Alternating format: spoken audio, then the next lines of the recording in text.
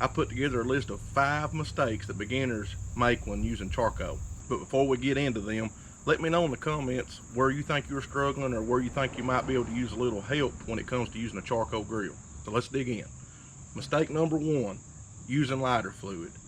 Don't do it.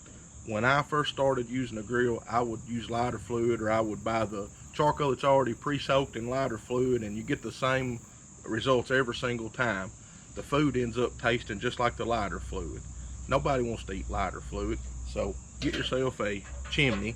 These are inexpensive, and when you make the purchase, you'll be able to use the same one for years and years. Mistake number 2 is not allowing the charcoal to become fully ignited before you put it onto the grill. If you're using a chimney, the charcoal will start lighting from the bottom up. So how do you know when it's ready? You want to look at it, and when all of the charcoal is completely iced over, it's ready to put on the grill.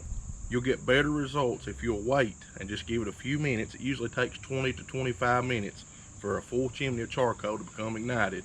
Mistake number 3 is not cooking with zones. When I first started, I would pour all the charcoal out, just spread it evenly on the bottom of the grill. But when you do that, you don't have a cool zone, or what you could call a safe zone. You need different zones. You need a cool area and you need a hot area. That way, one, if you're going to put a sear on it and cook it indirectly, you can move it to the other side. And 2, you're going to have flare-ups, and you'll be able to move the food over away from the flames and get it in what you call a safe zone for a few minutes. You can always move it back and forth as you need to.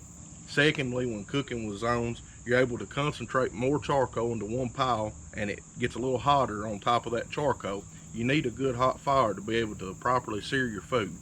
Mistake number 4 is not allowing the grill enough time to come up to temperature before putting on the food.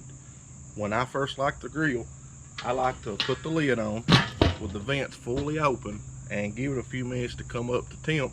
Lets the grate get hot. That way when I start putting food on it, I can get a good sear. When you're smoking foods, you want to give it a little time to get to the target temp. You might have to make some adjustments on your vents and let it stabilize before you actually put the food on. One thing I've learned since I started using a charcoal grill is that you really have to have some patience.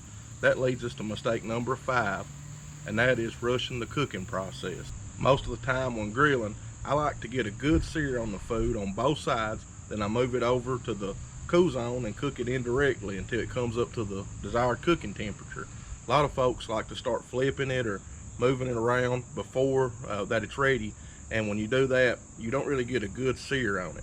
A tip is, when you try to flip a piece of meat or something on the grill and it's still sticking to the grate, you need to wait a few minutes. It's not ready. Now when you're smoking food, it's going to take hours to get done, so you might as well be prepared for that and know up front that it's going to take a while to get done. Especially during longer cooks also, you want to get used to leaving the lid on and not taking it off to look every few minutes. There's an old saying that says, when you're looking, you ain't cooking. I know it's hard to wait, especially when you're hungry, but it's worth it. If you want to get more serious about using charcoal, I put together an online course that you might be interested in. I'll put the link in the description below the video. You can check it out. It's all in video content, similar to these videos that I upload to YouTube. I've thrown in a few recipes and some written content that you can print and keep with you when you're using the grill. And once you enroll, you can access the course anytime you like. You can go back and repeat videos as often as you like, and you can keep it forever. If you've gotten any value out of this video, give it a thumbs up and let me know in the comments below. If you haven't already done so, hit the subscribe button and click the little bell so that you can be notified on all of my videos.